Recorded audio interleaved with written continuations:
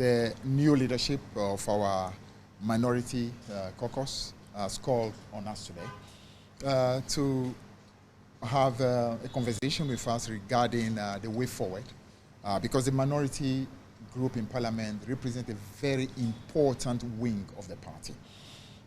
We appreciate that the work ahead is going to require a lot of input coming from them. And of course, they understand that as a wing of the party, they need to work very closely with the leadership of the party to ensure that we can deliver the aspirations of our people, and especially being able to do what Ghana requires of us, which is to work towards taking out of power the most abysmal, the most incompetent, the most corrupt government in the history of our country. And so we've had a beautiful conversation with them.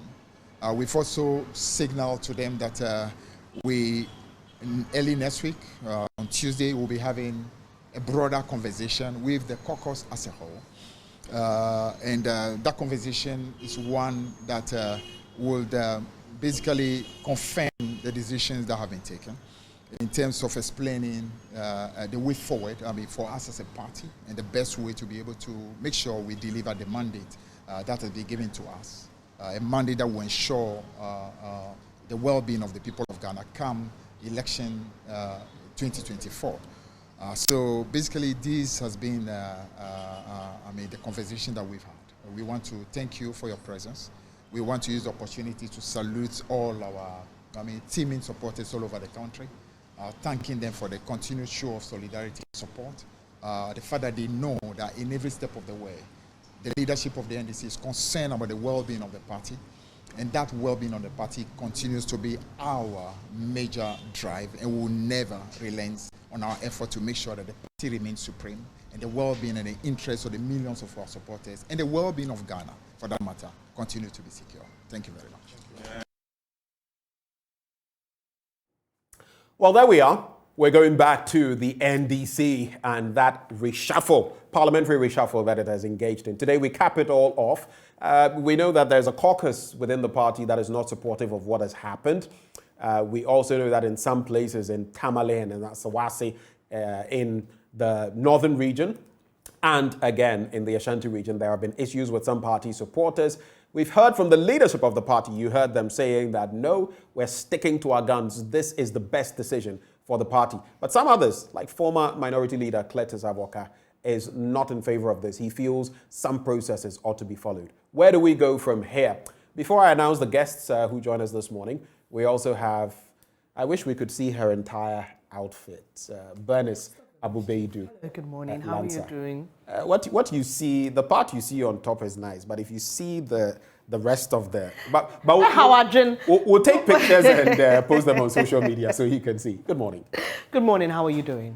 I'm okay. I'm okay. At least I don't have silk pressed hair woven this morning, but I don't have that much hair in the first place. But anyway, good to have you, Bernice. Yeah. That was a fierce one on Blunt Thoughts, and I'm sure that for those of you watching and listening, you felt the passion in Benjamin's Blunt Thoughts today, and I think that it's something that we all need to look at and help our country get better by the day. Obviously, we know we can't solve our problems with a snap of a finger. Nope. But if we are on course to solving them, if there is real progress, then everybody will see that, yes, we are getting somewhere. So you can share his Blunt Thoughts, get them on Facebook, on YouTube, so that it gets to those who must hear it for change to happen. I hope the education minister watched me. I started announcing from yesterday. I hope he did.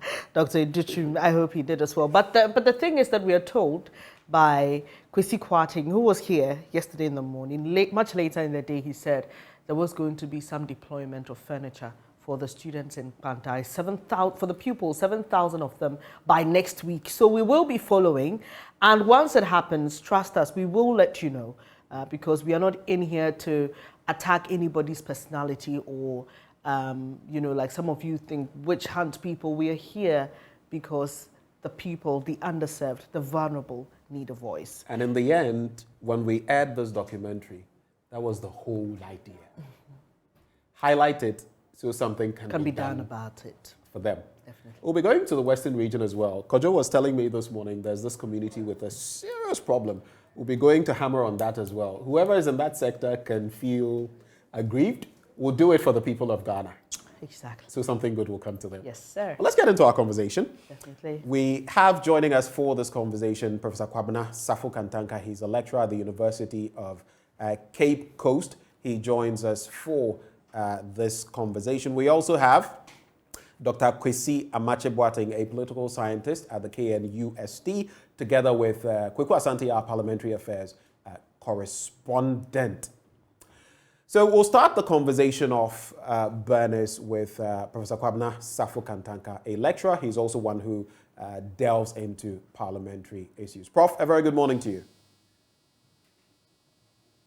Hello, good morning. It's a pleasure having you. Bernice and I here, we're going to be getting into the nitty-gritty when it comes to this NDC reshuffle. But I'd like to find out from you, since we've not heard from you yet, what is your take following on what has happened from day one? The announcement came till now, when we've had a few scuffles here and there in Tamale, in Asawase. We've heard from the different caucuses among the minority group, those for, those against. We've heard from Dr. Kasiela Toforsen. What do you make of everything we've seen thus far? Well, I think that in summary, in a word or a sentence, I would say that maybe there was that lack of consensus building in the new appointments and the removal of the outgoing leadership of the minority. I think in this discussion, we need to put certain things in perspective so that we can understand clearly where the issues are. If you're looking at the work of the opposition in parliament, you are looking at a number of things. You are looking at holding the government into account, and therefore, if the government puts forward any policies, you should be able to give alternatives.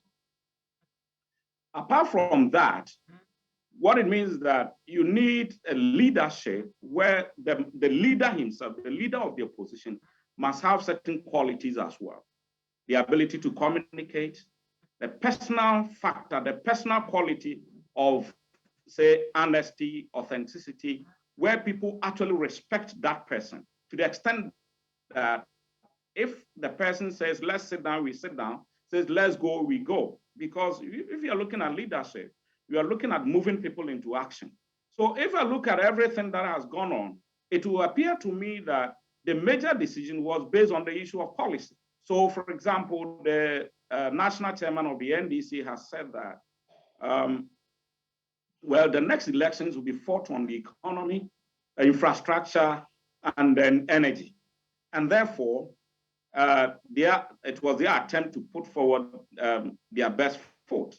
That is, somebody who is into the economy. Do you agree with that line of thinking? Sorry? Do you agree with that line of thinking? Yeah, that's what I'm developing the argument. Okay, so 3 areas, and they appointed people who are in these areas so that they can lead the charge. That is the point they have made. But it will appear to me also that that is not enough, because we may have the policy, all right, the person may be intelligent, can be all that, can know all that there is about the economy, about infrastructure and all that. But the other question you need to ask is whether that person has the leadership skill to be able to move the other members of parliament into action. So that, for example, it is a shadow cabinet, right? We are talking about the opposition in parliament, the minority. You are talking about what we call a shadow cabinet. And that shadow cabinet is led by the minority leader. And if you have that, it means the minority leader should have that kind of quality where he can or she can say that, okay, today we are going to talk about this. MPA, this is what you are supposed to do. To the extent that whenever he speaks or she speaks, the people, the other members of parliament are ready to follow. So this is where maybe there will be some problem that the NDC may be facing in parliament. If you listen to the arguments and the counter arguments and the issues being raised by several members of the NDC, it appears that there wasn't that kind of consensus building. And therefore, what I foresee is that Atuforsen, as a leader of the opposition, may find some difficulties leading the NDC members of parliament. Because there are complaints. Some members of parliament support him, others don't support him. Right. And therefore, at a point in time, if you say that members of the NDC parliament, let us do ABCD, are they ready to listen to you? Are they ready to follow? And that can be the biggest blunder, the biggest problem for the party. Because if you are going to fight an election in 2024, you need to bring everybody on board. But when people are not ready to come on board, then that's a problem. So quick intervention. We know that, you know, before the 2016 elections, something similar happened with the MPP, not necessarily in Parliament, but they also had their own reshuffles in terms of the party, and yes, even in Parliament. And look at how it worked out for them. They were able to finally capture power after 3 attempts of now President Akufo-Addo. So if you say that this necessarily may create splinter groupings in their caucus in Parliament, we don't have any guarantees that would happen. It could happen. It could also not happen. And we've seen this happen time and again. The only difference being that this is happening midstream. What do you say to that? Yes, it could happen. I like that expression. I didn't say it's going to automatically happen. That may happen. But you see, you don't create the opportunity for something.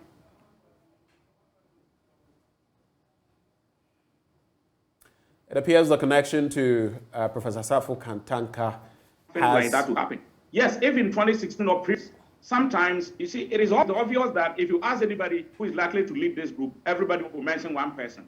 And therefore, if you appoint that person, it's not going to raise any eyebrows. But this time around, the person you are bringing on board appears to have some others who don't support him, and others do support. And therefore, you should have ironed that out before even the announcement. And okay, so in other words, just to conclude on this before Bernice comes in, it means the NDC, from where you sit, could have handled this better.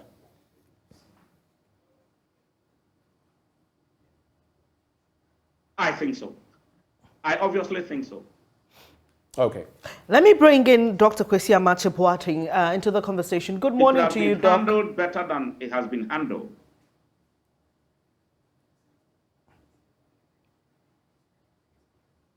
All right, I'm told that there's a bit of a problem with Dr. Kwesi Amarche-Boateng's line. We'll try and rework it there.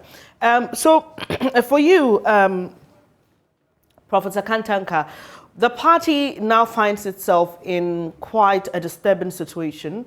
In Parliament, the majority of the members there say, we are not interested in this. And the majority of the minority members we've spoken to say, they're not interested in this. They want further engagement. Some argue that Dr. Kasiel Atuforsen shouldn't have had that press conference because until Parliament reconvenes, they cannot consider him as their new leader.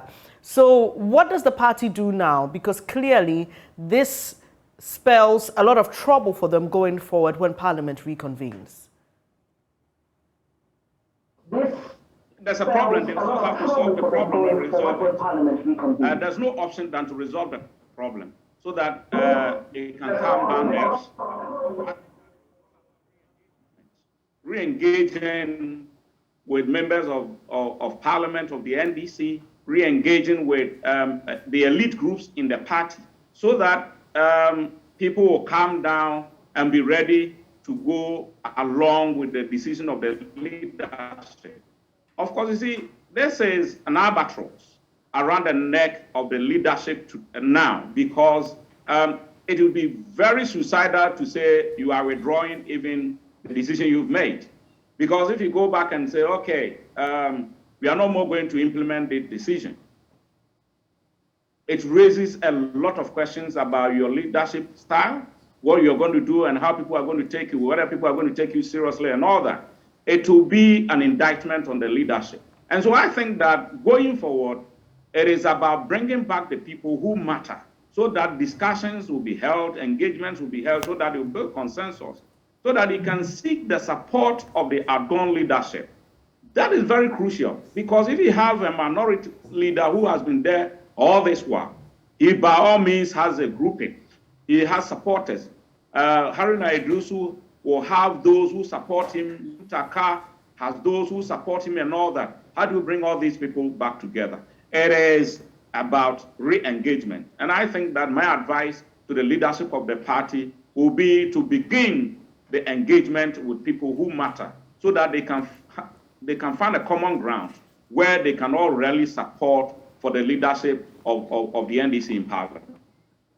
Right, Prof, talking about with the party in a tight corner, unable to rescind this decision, Benjamin, I don't know if you realized there was a supposed letter signed by Fifi Kwete saying that there's a temporary rescission of notice on charges of changes on the leadership of the party in Parliament, and that is fake. So there are people who are trying to take advantage of the situation to try to muddy the waters even further. Even further by putting out some of these things. We saw that situation as well with Haruna Idrisu, supposedly posting on Twitter, Facebook, and the rest. Yes. And he came out to say that I don't even own accounts. So that's not me. Treats that with exactly. So let me bring in Dr. Amache Boateng. Thank you so much for your time this morning. Great to reconnect with you. So there are those who would obviously be excited about what is happening within the NDC because it is to their advantage. What does the party do at this point? Looking forward to election 2024, there are some who have said that this was a subtle communication to the people of Ghana, that the party is a stronger side, can take the hard decisions when it comes to making changes in political leadership, because there have been a lot of calls for President Akufo-Addo to do the same, but he said he doesn't find any reason to do it. The pros and cons, there are those who are saying that clearly this is a party that is not as democratic as it wants us to think because it took this decision without necessarily consulting A, B, C, D. So what are the pros and cons for the NDC with regards to this decision and its impact on election 2024 and what is lingering on the minds of many Ghanaians? Thank you very much. And let me say good morning to Prof. and to your cherished viewers. Politics essentially revolves around decision-making at all times, and then implementation of these decisions.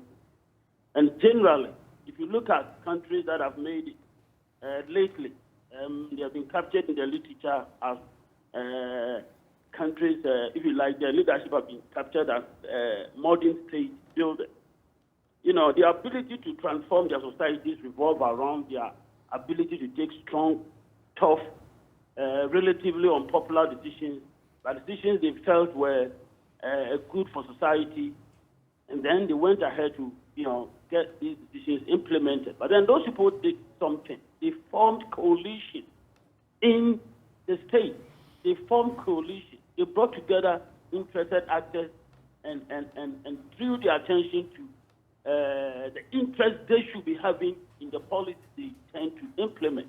So you want the NDC leadership to do the same, assuming they're taking this decision with a clear understanding that it is the best decision for the party at this material moment in time.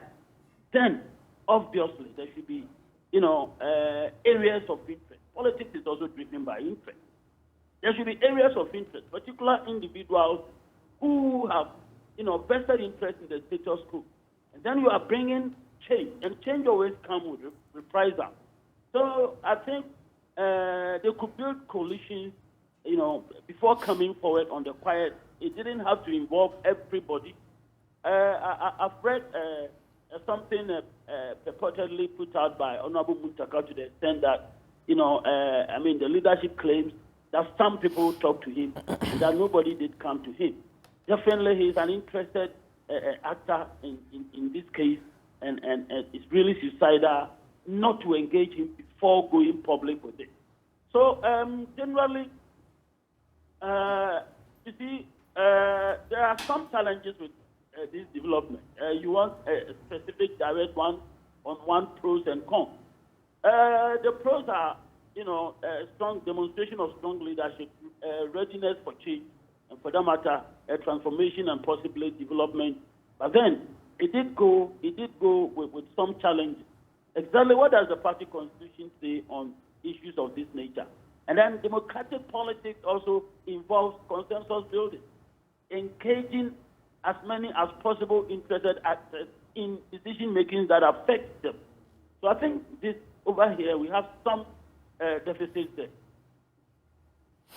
Interesting. So, I mean, the party leadership, fairly a new one.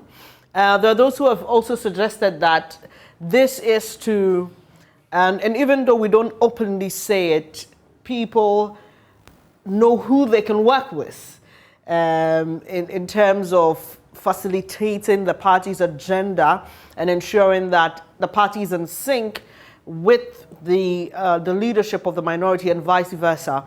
So what should happen moving forward? I mean, we've posed this question to a lot of people, but for you, what should the next major step be in order to ensure that this seeming division that appears to be widening is dealt with as soon as possible? Well, I think the position taken by some NDC MP, that the decision be rescinded and stuff like that is an interesting decision, because I expect all of them to have one core interest, that the NDC wins the next election. I think Honorable Haruna would like to see himself as a Minister of State in one or another capacity, and so do I expect Honorable Muntaka and their supporters. You want to see the party in government. Because of that, they should all come together to find a solution to this. But definitely they shouldn't expect the leadership to withdraw the decision they have taken. We need to go in for accommodation, and the leadership should find a way, to get that done. Definitely, politics involves conflict, so this is, in a way, it could have been avoided. But then once it has come the way it has come, then it is up to them. The challenge is to be able to, come out with institutions, structures, mechanisms to address this problem, and it should be possible for the party to surmount it. Mm. Well, getting into those same issues, as I posed the question to Prof as well, it appears some would say there's a storm brewing over the NDC. When you look at all that has happened, weighing the pros and the cons, where do you think the NDC finds itself now? I mean, what's the way forward? Do they rescind the decision that has been adopted? Do they stick to their guns as the party is clearly doing? What do you think ought to be the very next step that ought to be taken? I use the expression an albatross around the neck of the leadership. You see, it is a very crucial and very delicate one.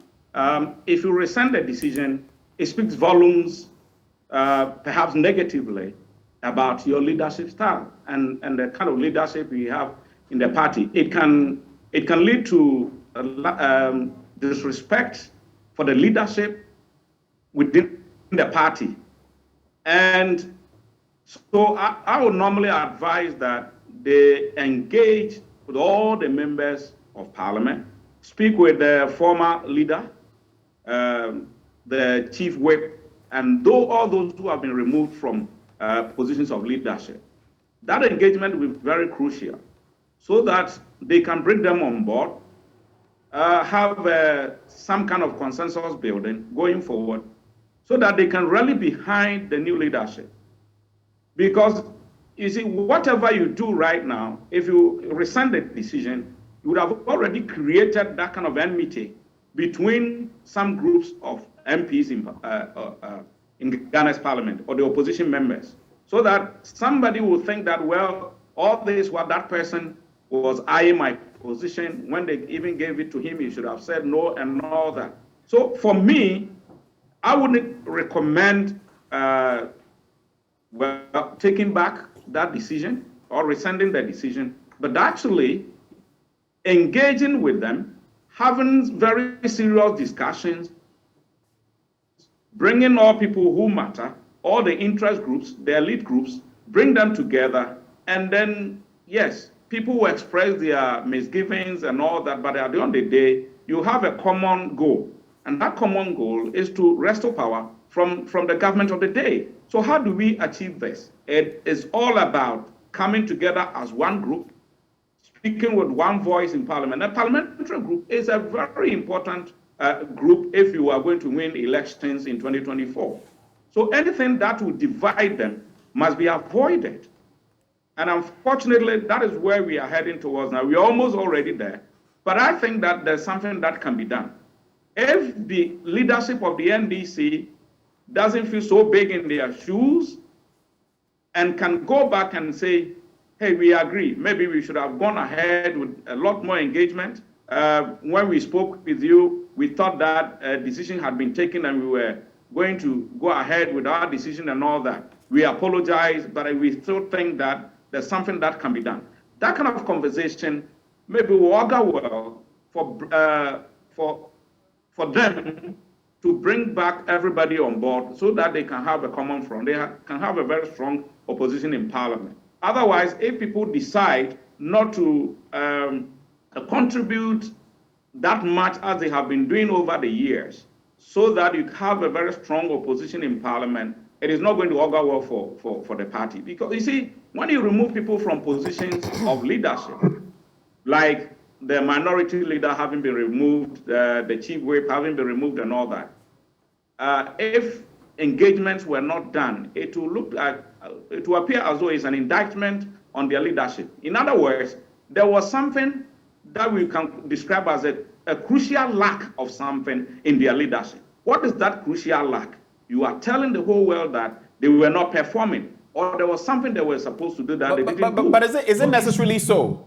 Isn't necessarily so? Because we've had not necessarily so. But actually, that is the assumption. The assumption is that you are saying that we are going forward. We need a change in leadership. If it's not cracked, why do you fix it? If it's not broken, do you fix it? So the implied meaning is that something was broken and we wanted to fix it. And if it was broken and you have removed me, it means that I was in charge and I was responsible for that kind of break or breaking of the leadership role, in the leadership role and all that. So this is where it's an unspoken meaning of what you have done. And that is more important than the spoken words of the leadership. And that is the crucial thing you have to look at. Because Haruna Idrusu may feel indicted. Mutaka may feel indicted. And that is the more reason you needed to engage with them so that they can understand. And by this time, they would have said that, well, we all agreed that we needed to give a new face to the leadership in parliament. And they wouldn't have gone around saying that it was a coup d'etat, people describing it in all kinds of terms. The moment that kind of expression comes from those we have removed, it means that they are not happy. Okay, so no matter how you massage it, they will feel that it's a spite in the face. Okay. So that is the kind of challenge you have now. And to go back and resolve that kind of challenge, you need to sit them down, bring them back on board. After all, the NDC has a lot more respectable members, people who can come on board and speak with all those concerned so they can find a common ground and they can move forward. After all, when mistakes are made, you need to fix them. Right. And if you already made the mistake, there are ways you can resolve them. And I think it is better to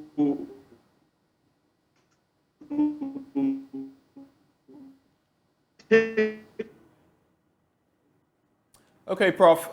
Thanks for that submission. I just have a question for both of you, very briefly, if you can, so we progress with this. Coming to you, Doc, I'd like to find out how, if any, does this affect the NDC's thrust for the Jubilee House in 2024? What is your reading? NDC currently, is in a crucial position. It could resolve this in a way that will strengthen the party, that will enable the party to move on, having learned great lessons about how much power should be ceded to the leadership at the offices of the party, and how the relationship between them and the members of parliament should be. But generally, how crucial decisions should be taken. So if they are able to successfully, summon this challenge, then the party would have become strengthened, to move on and behave this way. I mean, they will all have trust and confidence in future decisions, that will be made. But then if they don't really find a way to address this successfully, then obviously they move on to divide their ranks. And then if the division, take the form of regionalism, and other fault lines that are always in organizations and groups, given the fact that individuals are distinctly unique and different one from the other. We form groups, coalitions. Currently, we have some members of parliament aligning themselves to the affected leaders and standing as one, and attempting to engage the leaders to, if you like, rescind their decision. So they should be able to move on. Generally speaking, in the literature, this information, the understanding is that organizations and even states become stronger if they are able to come out with mechanisms to surmount challenges that come their way. And that is how organizations learn. That is how states learn. The NDC is in a position to learn, and I think it should be able to do that. For you, Prof, if you're back. Do we have Professor Safu Kantanka? Yes, hello. Yes, I think that, it's already happened and it has to be resolved. And so,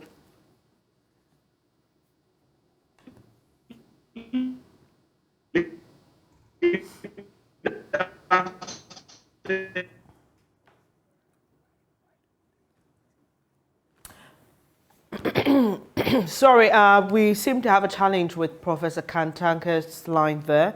We'll try to see if it's better to raise him on phone. Let's go to Dr. Amache Boateng now. Doc, so there are those who've tried to pull in the former President John Dramani Mahama into all of this. We've seen write-ups, purported statements that have been denied and declared as fake. But generally, how do you think this entire process or this entire situation affects him, or does it not? You realize that I said earlier on that politics is driven by interest. He's not the only person who would like to lead the party come election 2024. So obviously he has got rivals in the party who want to take advantage of a situation like this. If it should affect him, it will have to be his demeanor. It will have to be the way the people who speak for him conduct themselves. I think he will want to stay away completely from this issue, because at this time we take it for granted that it's emanating from the party's leadership. And once the party is not in power, it's not in government, definitely he's not, the leader of the party. So ordinarily, he should simply stay away from it and keep his cool, so that he doesn't become, if you like, involved unnecessarily. For you, Doc, I'd like to find out, back to that very question I posed about what impact this could have on the NDC's fortunes moving forward. How does this then, in reverse, how does it play into the hands of the ruling administration? They are trying to break the 8, and you would also notice with the conversation on social media, we saw Owusu Bempah, a staffer, say that this is going to wreck the parliamentary front of the NDC and Parliament, and so many things have been said. What is your take on that? How does it play into their hands, and are they making the most of this political capital? At this time, I think it is too early to suggest that it's played into their hands or it's playing into their hands. But of course, if there's any semblance of disunity, that plays into their hands. A semblance of disunity, but then the key issue is how they are able to resolve it. The key issue is how they are able to resolve it. And then that will also stand for the strength of the party's ability to surmount crucial, critical challenges that come up. So if you like, people, at this time, I think we need to keep our fingers crossed and see how the whole thing unfolds. The party's ability to come out with ways to address this issue is what will really determine whether it plays into the hands of their political opponents or not. The crucial challenge that the MPP faces is the economy. When people have their salaries buying absolutely nothing, they will not clap for them. These challenges in the NDC will not take away the economic difficulties in the country. The government is trying in vain to rope in individual bonds and stuff like that. The challenges in the NDC today is not going to simply take these issues away. So they have a very critical, a major difficulty to confront. The ability to tell Kenyans that they didn't deploy their best hands in Nanado's government, and that they have still got some people in the party who have some sort of magic wand to turn the fortunes of the country around. They are going to have great challenges telling Kenyans these days. So I don't think they will want to, see what is happening in the NDC as anything that they could rejoice over. No. The NDC definitely. Let's look at this issue. I can't imagine how Haruna Iddrisu, for example, Muntaka, for example, stretching this issue to a point where the fortunes of the NDC in 2024 elections will be affected. Because why is Haruna in politics? He would like to be in government. Why is Muntaka in politics? He would like to be in government. They are teaming supporters. Why do they, throw their support behind them and rally behind them, move in and out? People are ready to even sacrifice their life. Are they just interested in doing that? No. They want to have a fair share of the national cake, and they think they will achieve this with their leaders in government. So this crucial interest that all of them have in common is what is going to enable them, all of them, to find an amicable solution to this. It is not playing into the hands of the MPP. Let me bring back Professor Safo Kantanka. Prof, can you hear me? Yes, I can hear you. Good to have you back on the line, especially as you study, you're a researcher of political or parliamentary affairs.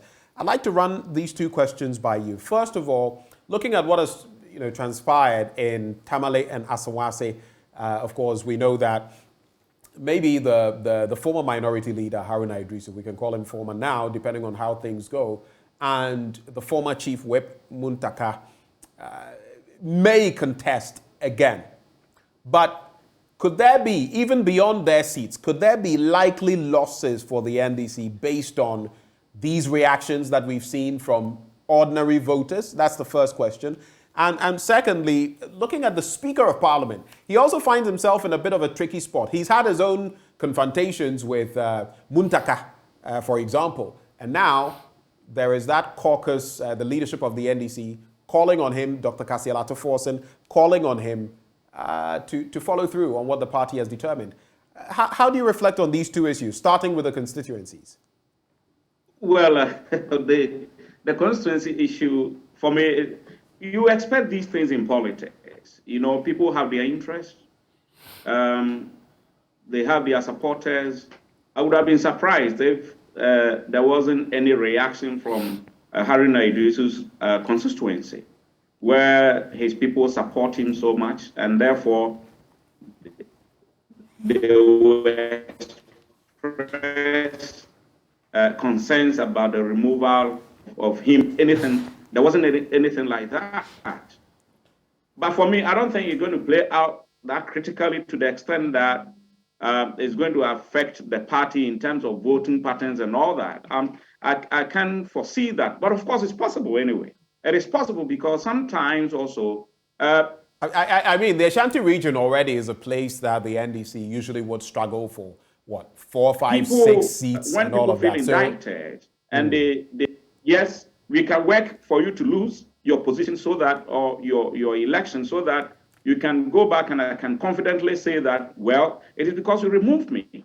That shows my importance within the group and all that. That is a possibility, but it's a little bit remote, looking at the interest at stake in 2024. So yes, they can patch up the differences going forward. At least we have about 2 years to go. So they can easily patch up that.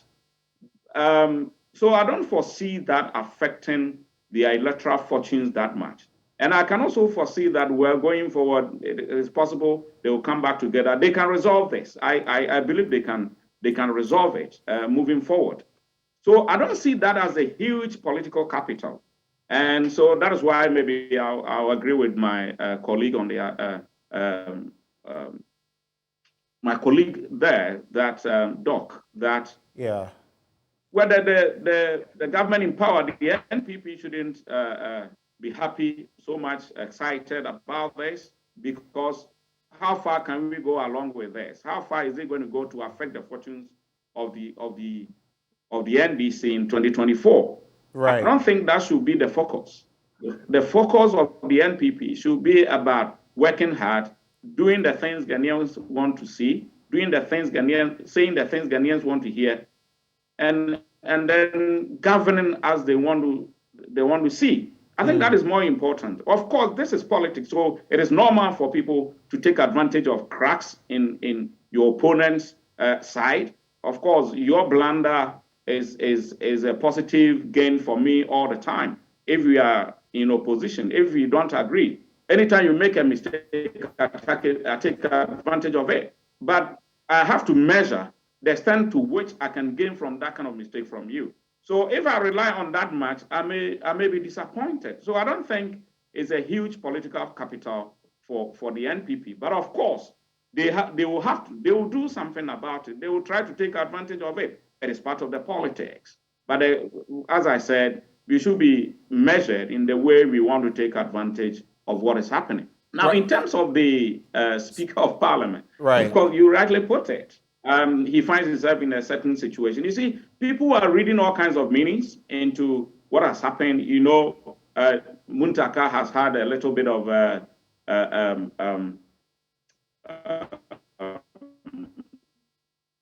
what do you call it? Issues with the Speaker of Parliament. There've been exchanges of words and all that. And so it is possible, for example, that some people may think that, well, it could all be part of the reason they are removing it.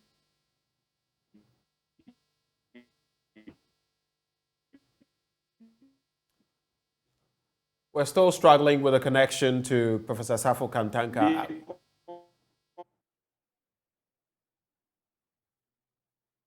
I'll move on to Dr. Amache Boateng. Those two questions to you as well. What are your quick reflections? Do you agree with Professor Safo Kantanka?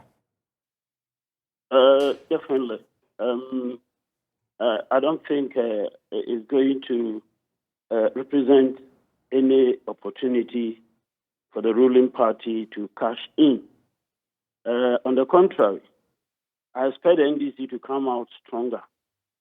I expect them, among other things, to even go into trade-offs. The party's leadership will definitely not rescind their decision. But then Honorable Haruna Muntaka could be even ahead of time,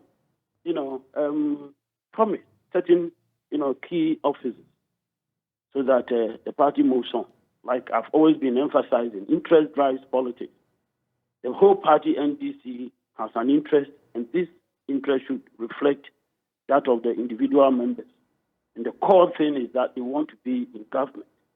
And this, to me, will drive all of them into behaving in a way that will let them come around, acknowledge, the mistakes made behind the scenes as they engage one another, and moving forward, agree on certain mechanisms of handling issues of this nature. And of course, positions matter. Positions matter. And so, Honorable Haruna Idrisu, you come up with what role you want to play in the next government. All these things could be, factored into the mechanisms that could be deployed to address this challenge. So yes, it's not really ignoring the current challenge the NDC is facing. Is not ignoring into the benefits of the ruling party. I expect them to come out stronger at the end of the day. If we have Prof back, I'd like to hear what your take is on the speakership of Bagbin and the role he has to play in all of this. Prof? Yes, as I was saying, Muntaka has had a little bit of issues with the speaker over the period.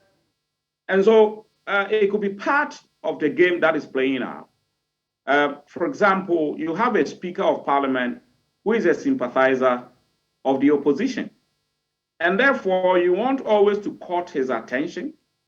You want to court his interest so that certain decisions may be taken to favor you in some ways. That is possible. But if you have a leadership that is perhaps is in conflict with the speaker's position and all that, or the speaker himself, then maybe it would be better to get somebody who the speaker may find easy to work with. So that is a possibility that could have happened. I believe that even in taking decisions, the speaker may have been consulted by the leadership of the NDC. I'm just assuming, and it's possible, because we are bringing a leadership that is going to work with you. This is what we want to do.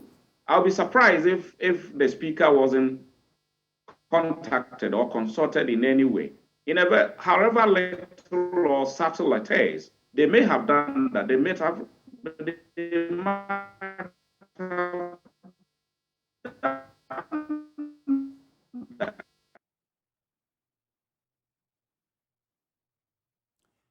Well, still connectivity issues as far as Prof's connection is concerned. Doc and Prof, to wrap the conversation, I'd just like to find out from both of you.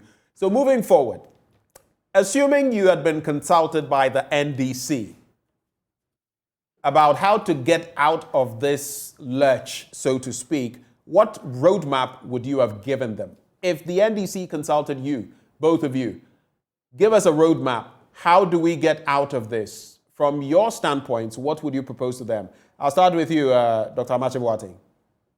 That's okay. We ask them to, move out of their various places and converge at a particular place somewhere in Ghana.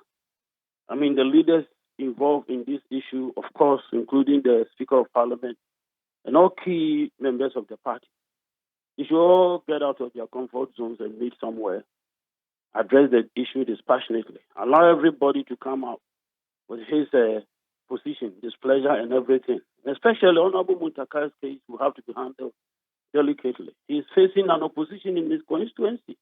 And very soon, the party will be going into their primaries. The party shouldn't behave in any way to let Honorable Muntaka suspect that, look, the party even will want to get him out. So these are very sensitive issues. So they should go out there and allow everybody to lay the cards on the table. And then the leadership, possibly even the party's elders will want to, play the leadership role in settling this issue, given the fact that the current national leaders are also interested actors in the case. So they will simply start from the position where they all have a common interest and then find solutions to each particular issue. So they should lay their cards, they should table all the issues raised, and then they address them one after the other. It will always, such an arrangement will always find, ways out, because, like I said, political parties, when they are in opposition, they are unemployed. And so their teaming supporters too, or in a way, become affected. So if at the end of the day, they are able to come out with something that is agreeable to the party's concerned, the party directly affected, definitely their followers and then their supporters in parliament, their followers in the constituencies will all fall in line with them. So this is what I would suggest. I just have a quick follow-up. I said that would be the final question. Just because I know maybe the connection may not be too good to Prof, I'll stay with you and then we'll wrap before we go to Prof. This 8th Parliament has been unique, hasn't it? And out of curiosity, we saw how violently it birthed this 8th Parliament, the election of a speaker. We had a minority speaker for the first time, so to speak. He's a speaker for all, but we had a minority a speaker from the minority and for the first time. Then there was also that push for the removal of Ken Ofori-Atta from the MPP's end. First time as well. It had never happened before. You may have to go to the, what's his name? Liman era to find even a budget being contested the way budgets have been contested in this period. Then you come to the NDC, and there is this reshuffle midstream. I mean, there are so many firsts with this 8th Parliament. What do you make of all of these happenings? Ben, one critical thing is our democracy is yet to deliver economic goods. You know, and at that time I asked my students, and then they told me we've been in it for roughly 30 years. If that is the case, then we have not done well. Our democratic practice has not delivered economic goods, and this characterizes the environment as is affecting everybody else. And I like to believe that that is one reason Kenyan electorate gave Kenyans the current parliament the way they gave us. You know, the rejection of some of the members of parliament by the constituent, I think they were all driven by economic factors. And then in parliament, you know, the minority saw an opportunity for, you know, one of their own to become the speaker, and they went all out to get it. So other developments happened. Pressure from the grassroots. Seriously speaking, the MPP members of parliament know that many of them are going to be, you know, thrown out. And political scientists argue that politicians are afraid of just one thing, the next election. So to me, this is the main factor that is driving all these things, you know, happening. You have not gone into the minds of the NDC's leadership that took the current position. But like they came out to tell all of us that one reason is in a way to re-strategize for 2024. What does it mean? They want, you know, this 8-year change to recur. And interestingly, this is the first time to the MPP coming out, but for slogans that have been very characteristic of Nigerian Kufuor, you know, slogans and nice, catchy expressions. But then the actions to get them become realized have always been missing. So they've been shouting that they're going to break the 8. The NDC will stay down and fold, you know, its arms. It should do something. And you have a new party chair. He's in office with energy and will want to affect certain developments in the party that to him will enable the party achieve its overall goal. So I think we are in a particular turbulent time in Ghana, driven by economic factors, and these also affecting our politics. And so our inability to let our institutions function properly has also been exposed. So that in the election of the Speaker of Parliament, we couldn't stay away, you know, and allow the systems we've put in place to roll itself out. But then it's not necessarily a minor, because we saw in I think the year 2021, 6th January, United States of America, they were ready, you know, people were ready to simply abrogate the political processes that was delivering a new leadership. If they did that there, then we can't blame anybody anywhere in the world, you know, when their democracy fails to allow the systems to work. So I think we will take it as a normal development that is happening, occasioned by the exigencies of the time. Thank you so much, Doc. And finally to you, Prof. We saw how former President Mahama intervened with the elections of their youth leaders when there was a lot happening on social media and mainstream media, Broja Jamfi and the others. Should he, I want a yes or no answer to this because we've run out of time. Should John Dramani Mahama intervene in this matter? Prof? Yeah, hello.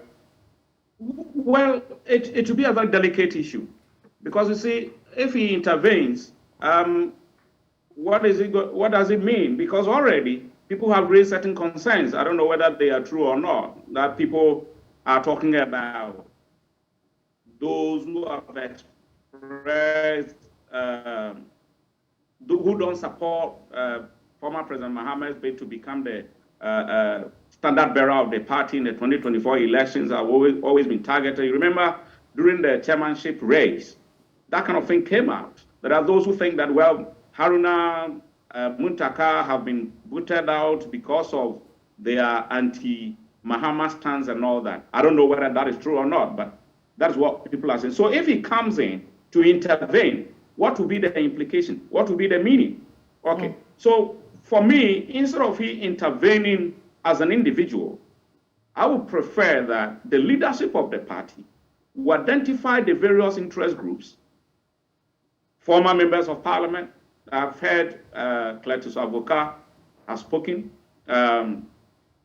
Other people have spoken, other elite groups in the party. So it will be better for the leadership of the party to identify all these interest groups, meet with them, have serious discussions with them, and discuss the way forward. I think it can easily be resolved. And then those who are concerned, like Muntaka and Haruna and the other two members who have been removed from the leadership position, or whatever. I think that that kind of discussion is what is most important. That is a key thing.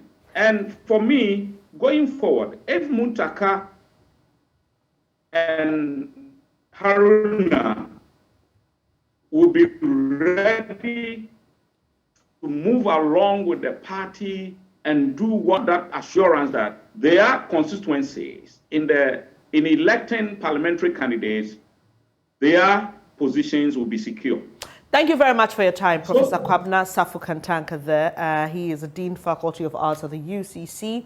And earlier you heard Dr. Amache Boateng, who also shared his thoughts on what's happening with the NDC. So we've got our fingers crossed, Benjamin, to see how things pan out and whether or not we will see key members of the party trying, as they say, elders of the party trying to intervene in this matter. How the